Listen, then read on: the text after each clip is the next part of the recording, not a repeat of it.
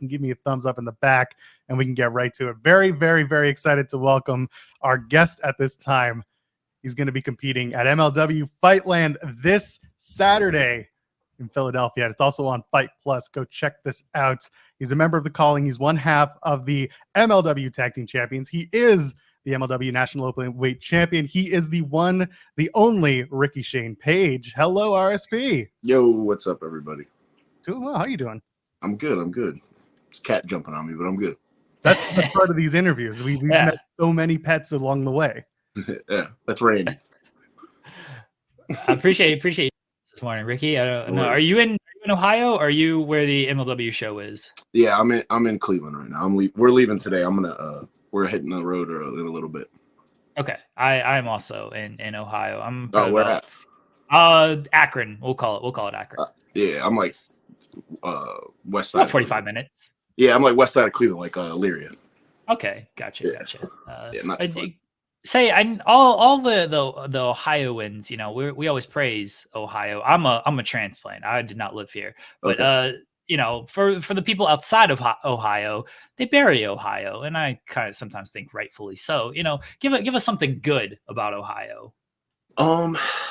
It's hard for me to give you something bad. I love it here. This is like my home. This is like I moved a lot when I was a kid, but I always ended up back in Ohio.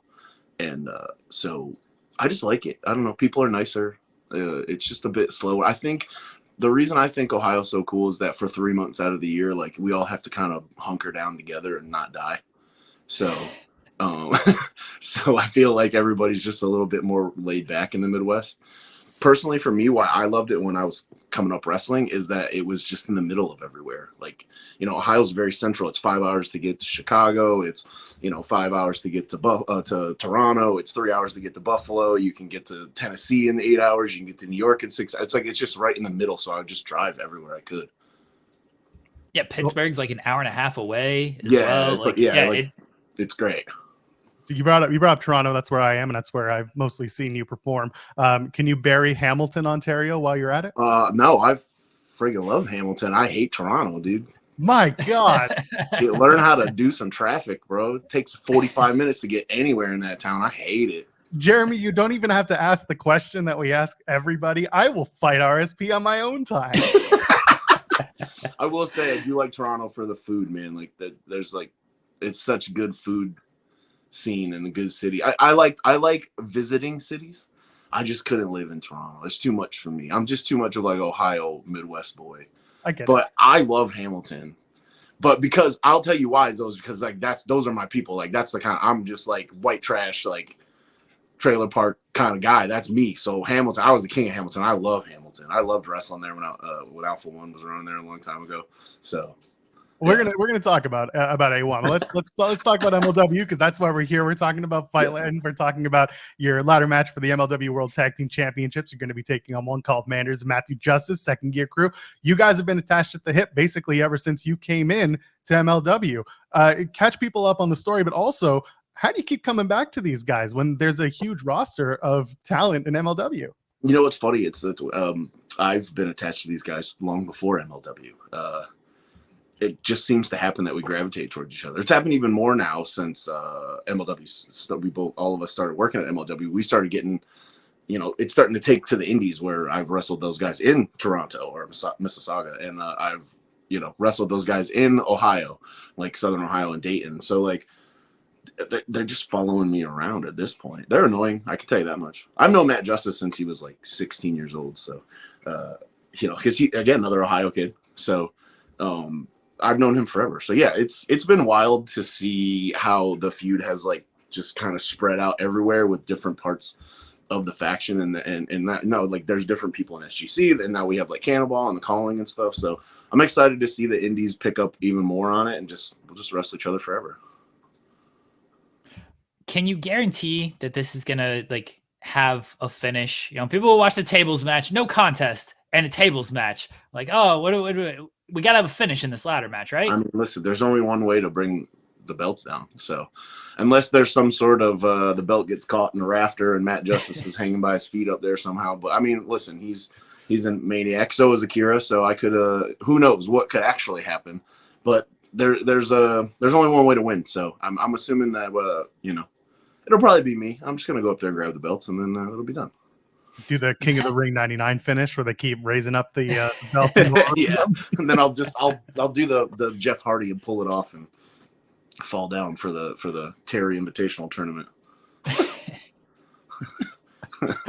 You've had a lot of we'll call them kind of plunder matches in MLW. The Weapons of Mass Destruction in Sheiko Fatu, Falls Count Anywhere against one called Manders. What are your favorite weapons to use, and what weapons are you just like, yeah, don't like dealing with those? What my favorite? I like chairs and tables. They're just, I think people kind of look at them as like those are the normal ones, and they just kind of don't get creative with them. I like getting creative with that stuff. I don't really like barbed wire particularly, but it's made to herd cattle. It hurts. But as far as like when I was used to doing death matches, like the worst thing of all time was gusset plates. So no thanks. Yeah. Now I gotta hear why, because I've heard a lot of people talk about gusset plates. I need to hear your perspective on. Okay. So much. So to like just normal people and fans, they don't really understand what those things are and how fucking dangerous they. Oh, sorry, I'm just cussing. How dangerous they are. They're like this big. They're metal, steel, and there's just about 100 like little tiny razor blades sitting off of it.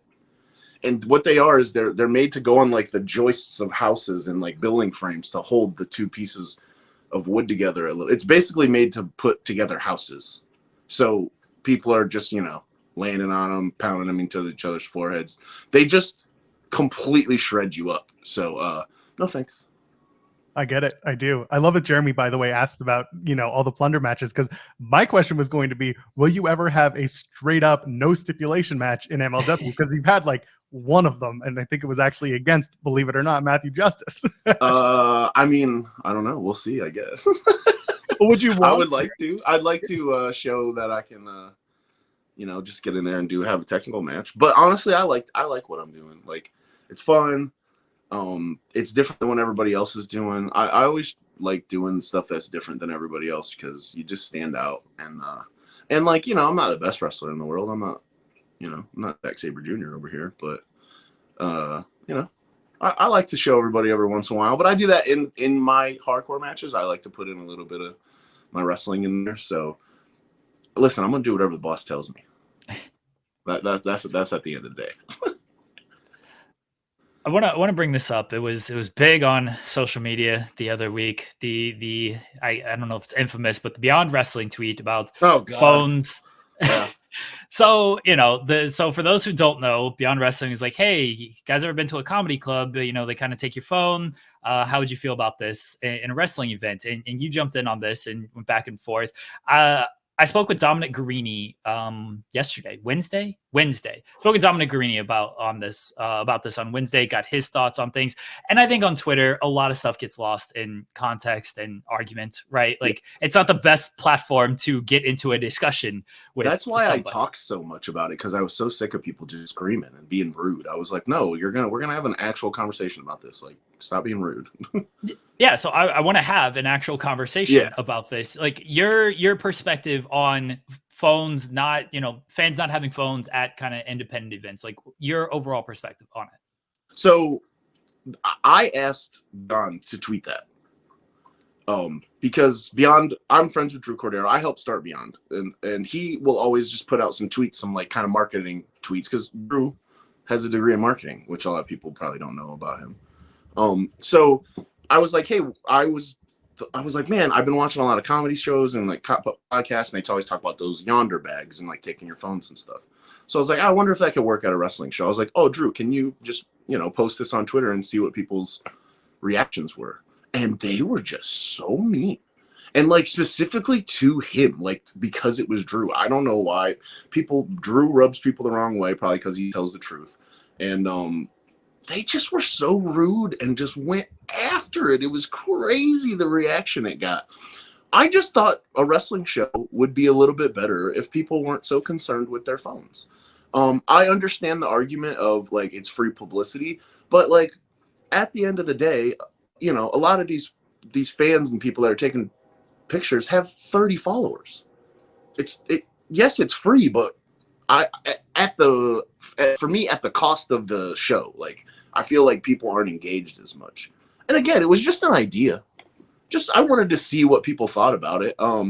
No one said they were doing it. No one said anything. Everybody's like, I wouldn't hand my phone over to a wrestling promoter. It's like, okay, well, if you wouldn't hand your phone over to that person, why are you going to that show? You don't trust that person enough. You don't like that person enough to hand them your cell phone. And you're going to the show and giving that person money. So I just didn't really understand all the hate behind it. I would welcome someone taking my phone. I'm not attached to my phone like a lot of people, but even if I was, like, obviously I do because of wrestling and stuff, but like, I would just give my phone over for 2 hours. It's 2 hours. I didn't understand the hate behind it. It was crazy to me. Like, it was just like, people were so rude and mean, and just like, it really is a snapshot of Twitter and how I think a lot of wrestling companies, fans, promoters, podcasts need to really not worry about social media so much, because it's very toxic. The hate, I mean, I saw some of the stuff. People take it way too extreme, too toxic and stuff. But do you understand the general concern of like handing your phone over? Like, we have kids. I don't feel too super comfortable about not having my phone for 2 hours, and my kids need me for sure. something. No, like, for sure. I totally understand that part of it, but like, also, like, I don't know if you ever looked into anything with those bags. Like, you have your phone with you. They give you this bag and you just have it, and then you can't use it. That's all it was.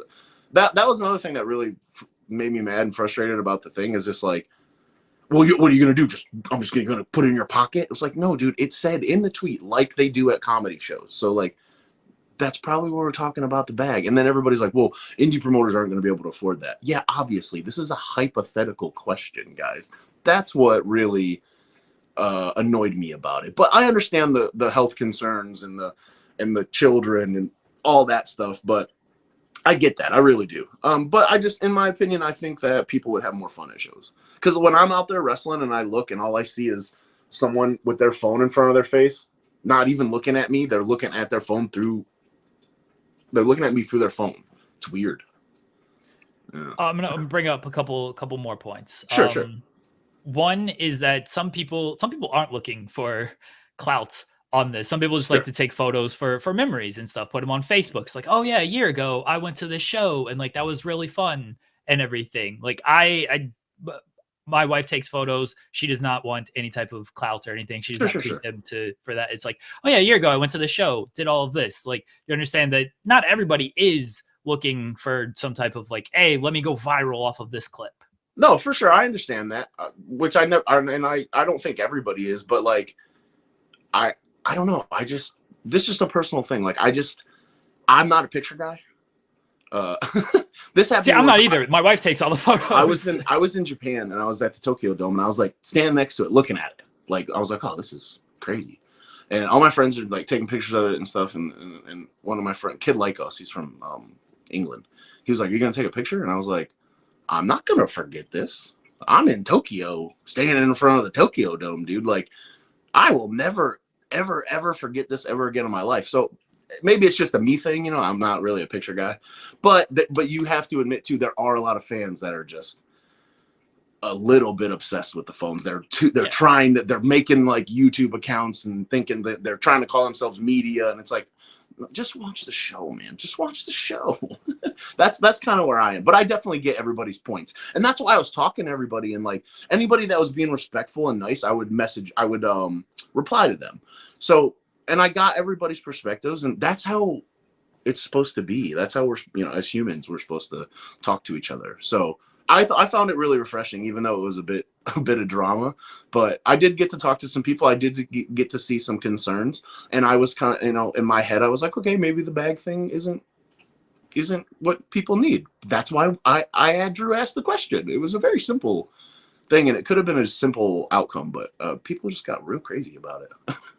And then my last one, this isn't so much about like the phones. It's kind of just about like going viral and clips and stuff. Like I do a lot of results posts for Fightful. And when I do that, I embed media. A lot of it does come from like fan clips and stuff. Do you think like promotions can do a better job of sort of posting clips of their own stuff? Because most of the clips I see are retweeted from fans and stuff. Like personally, like when I go to a promotional account and stuff, I don't see them posting enough clips of wrestlers to help out and get that stuff out there. Sure, I agree. But I also think that so many fans posting, and those fans are in their own algorithms, that it'll kill the promotion even being able to get it out there for people to see it before, because once a clip goes out that it's viral, no one wants to see the second angle. You know what I mean? So like, I get that. I understand the free publicity and all that. I do, and it's nice. But the sample size is just so small that like that's what drives me nuts about wrestling, is that you're looking through it like this. Like Twitter is so small.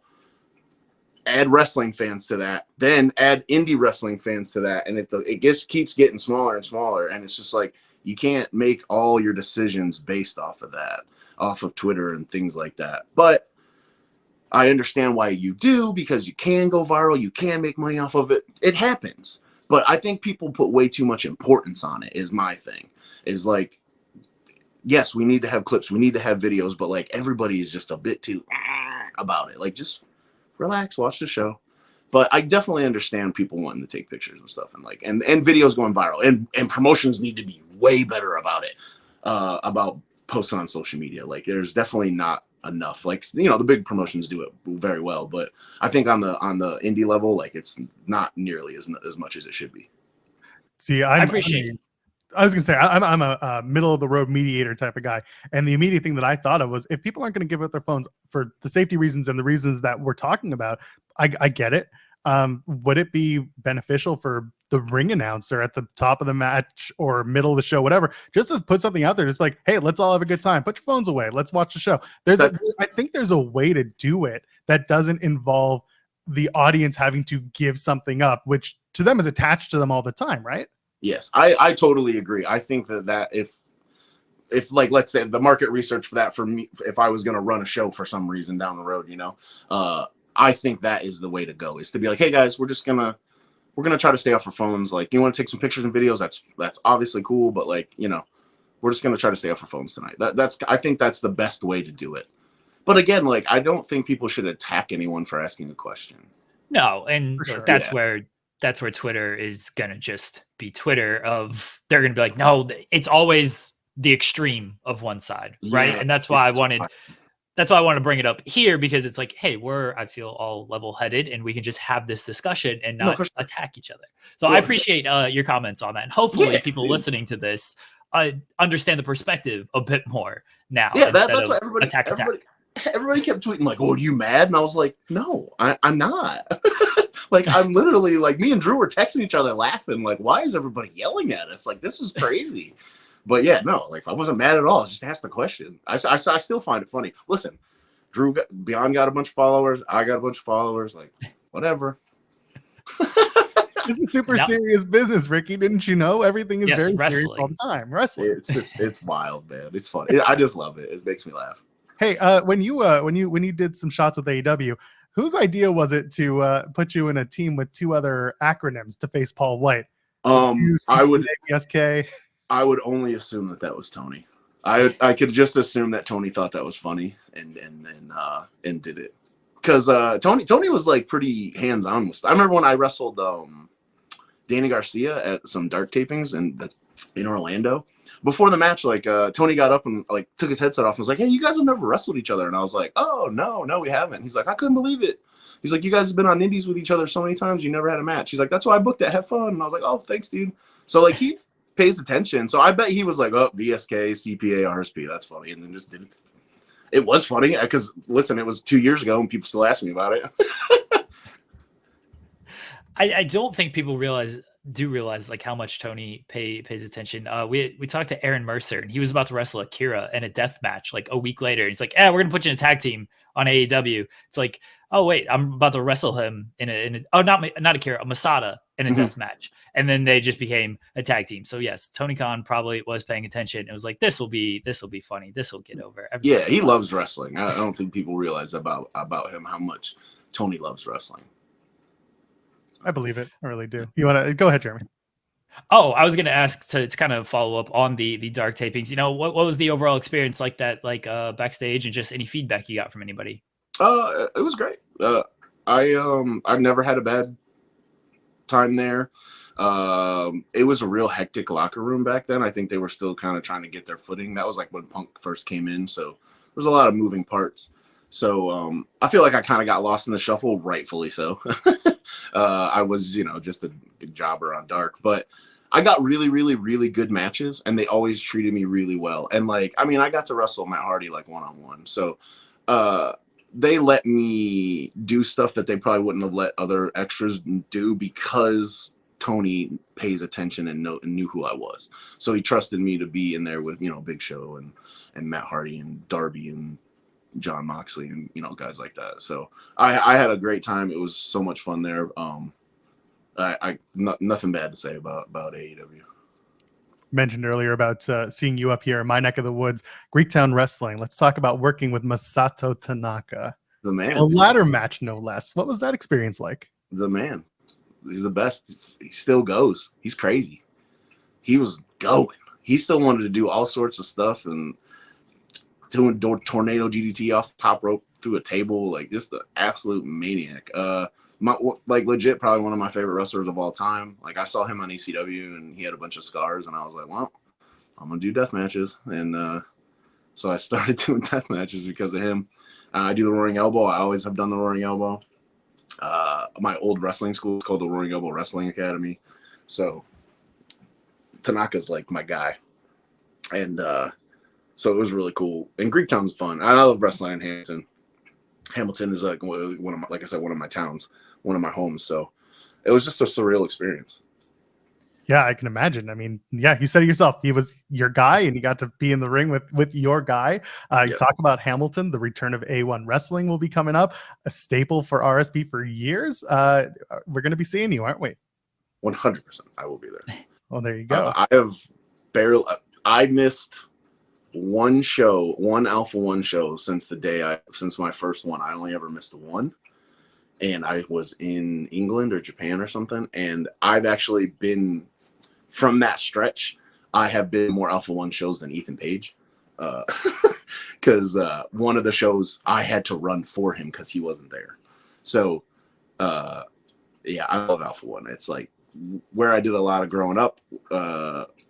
Ethan Page gave me a really good run there and let me wrestle a lot of good people. And I drove to Hamilton once a month for like 5 years. And it was awesome. I loved it. I cannot wait to go back.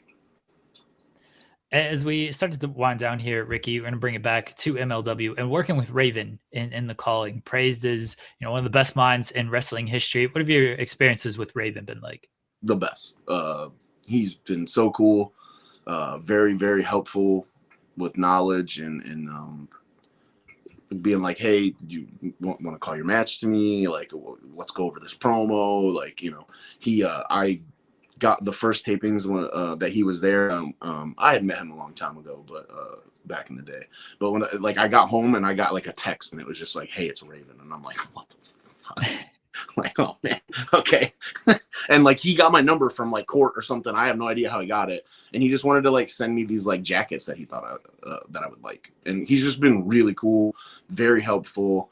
I told a story on another interview where he just kind of like put me in my place one day, which I loved it and I needed it because I was doing a lot on these tapings and I was bitching. I was like, I'm doing too much, guys. Like I can't keep up with this, blah blah blah. And he pulled me aside and he was just like, hey, shut up.